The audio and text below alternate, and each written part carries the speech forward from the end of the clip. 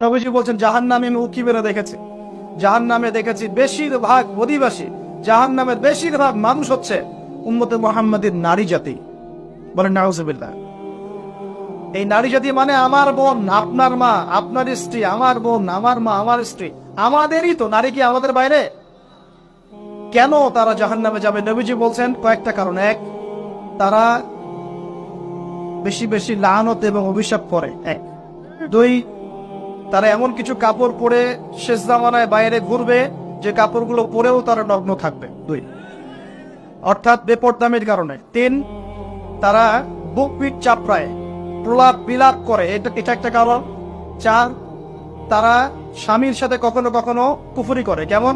স্বামী সারা জীবন যদি তাদের ভরণ পোষণ ভালোবাসা দিয়ে যায়, কোনো একদিন যদি কোনো সমস্যা সৃষ্টি হয়, বলবে যে সারা জীবন তোমার কাছে কিছুই পাইলাম।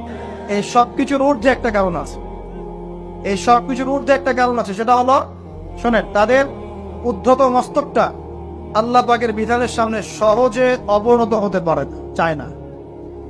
এগুলো কিন্তু সব মেয়েদের জন্য নয়, উম্মতে মুহাম্মাদের একটা অংশের মেয়েদের জন্য আল্লাহ নবী এইসব কথা বলেছেন।